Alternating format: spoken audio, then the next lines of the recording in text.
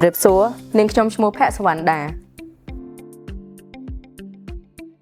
จุดเรียบซัวนิ่งขยมเพียงสื่อจริงจุดเรียบซัวนิ่งขยมรมสมาบัติจุดเรียบซัวนิ่งขยมท่อสระหน่อยจุดเรียบซัวเชียงบานเซ็งสกเหย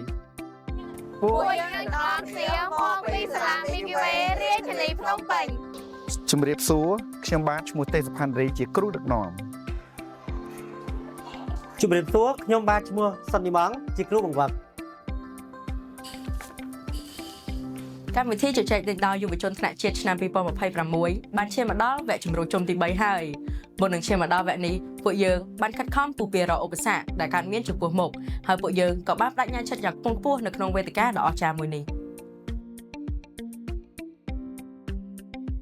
នេះជាការពិតមិនមែនជាក្តីស្រមៃ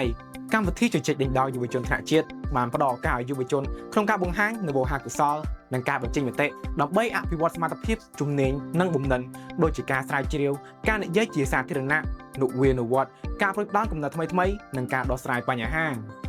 យុវជនអាចអភិវឌ្ឍខ្លួនតាមរយៈការសហការជាក្រុមការស្រាវជ្រាវកិត្តវិភាគស្វែងរកមូលហេតុនិងដំណោះស្រាយបញ្ហាក្នុងប្រធានបទ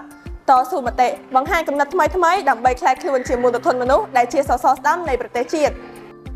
ក្រុមយើងខ្ញុំបានត្រៀមខ្លួនរួចជាស្រេចនៅក្នុងការសិក្សាស្រាវជ្រាវនិងសិក្សាទៅលើប្រធានបទដើម្បីបង្ហាញនូវទេពកោសល្យនិងគោលចំហយ៉ាងរឹងមាំរបស់ក្រុមយើងខ្ញុំដូចនេះសូមពុកម៉ែបងប្អូនកុំភ្លេចចូលរួមទស្សនាគាំទ្ររបស់ក្រុមយើងខ្ញុំដែលមកពីសាលាមីកាវេដែលផ្ទាល់នៅអគារកំពុឬក៏អាចចូលរួមទស្សនាតាមរយៈការផ្សាយបន្តផ្ទាល់នៅក្នុងគេហទំព័រក្រសួងអប់រំយុវជននិងកីឡានាថ្ងៃទី30ខែឧសភាឆ្នាំ2026នាពេលខាងមុខនេះ